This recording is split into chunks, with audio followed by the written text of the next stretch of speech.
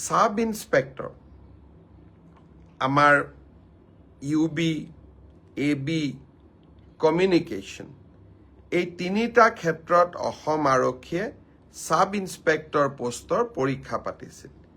ইয়াত পদ আছিল 203টা। ইয়াৰে ইতিমধ্যে লিখিত পৰীক্ষা হৈ গ'ল আৰু এই লিখিত পৰীক্ষাত যিসকলে উত্তীৰ্ণ হ'ল, যিসকলে কাট অফ নম্বৰ পাবলৈ সক্ষম হ'ল, তেওঁলোকৰ তালিকা 6 মাৰ্চ তাৰিখে আৰক্ষী বিভাগে প্ৰকাশ কৰিব। 6 মাৰ্চ তাৰিখে লিখিত পৰীক্ষাৰ ৰিজাল্ট হোৱাৰ লগে লগে PST আৰু PET আৰম্ভ হ'ব আৰু PST আৰু PETৰ এডমিট কাৰ্ড আপোনালোকে 9 মাৰ্চত ডাউনলোড কৰিব পাৰিব আৰু PST আৰু PET 17 মাৰ্চৰ পৰা আৰম্ভ হ'ব। এয়া হ'ল অসম পুলিচৰ সাব ইন্সপেক্টৰ ইউবি এবি আৰু কমিউনিকেশ্যন ইয়াৰ বাবে যি পৰীক্ষা হৈছিল। ইয়াৰ পিছত আমাৰ এটা ডাঙৰ পৰীক্ষা হৈছিল কনষ্টেবল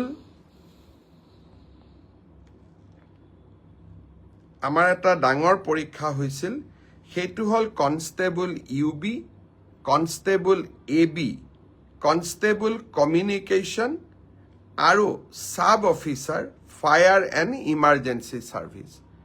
কনষ্টেবলৰ ইউবিত পোষ্ট আছিল 1760টা, কনষ্টেবল এবিত পোষ্ট আছিল 2301টা, কনষ্টেবল কমিউনিকেশ্যনত পোষ্ট আছিল 466টা আৰু সাব অফিচাৰ ফায়াৰ ছাৰ্ভিচত পোষ্ট আছিল মাত্ৰ 1টা। এই গোটেই পৰীক্ষাটোৰ ইতিমধ্যে PST আৰু PET কমপ্লিট হ'ল। এই পৰীক্ষাটোৰ যিসকলে PST PETত কোন পাছ কৰিলে ইয়াৰে ৰিজাল্ট অসম আৰক্ষীয়ে 12 মাৰ্চ তাৰিখে ঘোষণা কৰিব। অৰ্থাৎ কনষ্টেবল ইউবি এবিৰ পৰীক্ষাৰ প্ৰথম ৰিজাল্ট 12 মাৰ্চ তাৰিখে প্ৰকাশিত হ'ব।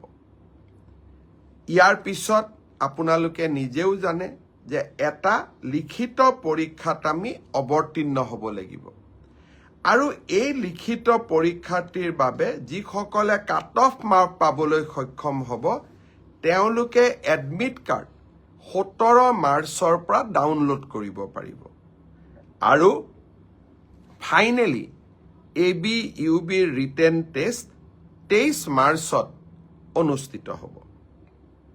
ইয়াৰ পিছত অসম আৰক্ষীত ড্ৰাইভাৰৰ 667টা পোষ্টৰ বাবে PST আৰু PET অনুষ্ঠিত হৈছিল। এই ড্ৰাইভাৰৰো PST PETৰ পৰীক্ষাৰ ৰিজাল্ট অহা পৰহি দিনাখন অৰ্থাৎ 4 মাৰ্চ তাৰিখে অসম আৰক্ষীয়ে ঘোষণা কৰিব। ইয়াৰ পিছত স্বাভাৱিকভাৱে ড্ৰাইভিং টেষ্ট হ'ব আৰু ড্ৰাইভিং টেষ্টৰ পৰীক্ষাৰ বাবে এডমিট কাৰ্ডো 4 তাৰিখৰ পৰা লাভ কৰিব পাৰিব আৰু written test driving test written পিছত হ'ব, প্ৰথমতে ড্ৰাইভিং হ'ব। ড্ৰাইভিং টেষ্ট 10 মাৰ্চৰ পৰা অনুষ্ঠিত হ'ব। অৰ্থাৎ 4 তাৰিখে PST PET ৰিজাল্ট দিব, এডমিট কাৰ্ডো 4 তাৰিখে দিব আৰু 10 মাৰ্চৰ পৰা ড্ৰাইভিং টেষ্ট হ'ব আৰু ফাইনেলি ইয়াৰ পিছত এটা লিখিত পৰীক্ষাটো আমি এপিয়াৰ কৰিব লাগিব। এতিয়া মই আহিছোঁ কনষ্টেবল এবি CDO অৰ্থাৎ কামাণ্ডো বেটেলিয়ন এই ক্ষেত্ৰত। ইয়াত পোষ্ট খুব কম আছিল, মাত্ৰ 164টা পোষ্ট আছিল 164, কাৰণ কামাণ্ডো বেটেলিয়নবিলাক নতুন বেটেলিয়ন। ইয়াত ভেকেঞ্চি অহাৰ এতিয়া প্ৰশ্নটো বহুত কম। কামাণ্ডো বেটেলিয়নৰ ৰিজাল্ট আমি আমাৰ কাট অফ মাৰ্কছ যিটো PST আৰু PETৰ যিটো কাট অফ মাৰ্ক তাক আমি 27 মাৰ্চ তাৰিখে ঘোষণা কৰিম। অৰ্থাৎ কামাণ্ডো বেটেলিয়নৰ 164 পদৰ বিপৰীতে আমাৰ যি ৰিজাল্ট হ'ব কাট অফ মাৰ্কছ এনাউন্স হ'ব 27 মাৰ্চ তাৰ পিছত এডমিট কাৰ্ড আহিব 1 এপ্ৰিল তাৰিখে আৰু সাইকোমেট্ৰিক টেষ্ট 8 এপ্ৰিলৰ পৰা অনুষ্ঠিত হ'ব আমাৰ গ্ৰেড 4 অসম আৰক্ষীত 258টা পোষ্টৰ বাবে অনুষ্ঠিত হৈছিল গ্ৰেড 4 পৰীক্ষাৰ পিএছটি পিইটি হৈ গ'ল আৰু কেইটামান হ'ব বাকি আছে 15 মাৰ্চলৈকে চলিব সেই ইয়াৰ পিএছটি পিইটি ৰিজাল্ট আমি দিওঁতে কিছু পলম হ'ব 30 এপ্ৰিল পাবগৈ এয়া হ'ল অসম আৰক্ষীৰ সম্পৰ্কত আপোনালোকে জানিব বিচৰা তথ্য ইয়াৰ পিছত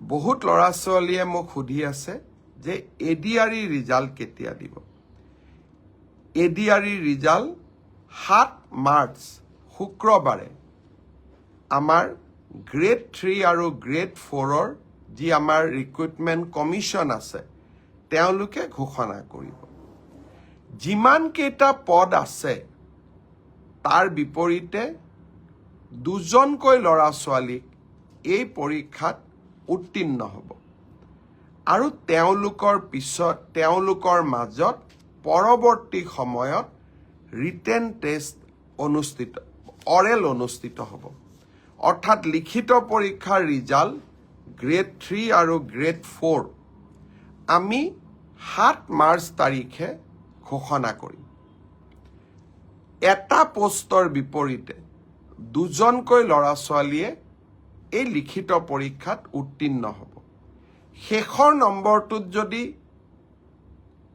বেছি ল'ৰা ছোৱালীয়ে একেটা নম্বৰে পায় তেতিয়াহ'লে হয়তো 3000 পোষ্টৰ বিপৰীতে মই ধৰি ল'ব কৈছোঁ 6000 ল'ৰা ছোৱালী পাছ কৰিব লাগে কিন্তু একেটা নম্বৰ যদি বহু পৰীক্ষাৰ্থীয়ে লাভ কৰে তেতিয়াহ'লে একে নম্বৰ পোৱা ল'ৰা ছোৱালীসকলেও পৰীক্ষাটো ডেফিনেটলি যিকোনো খবৰৰ বাবে যোগাযোগ কৰক 7099017330 লগতে 7099017110 নম্বৰত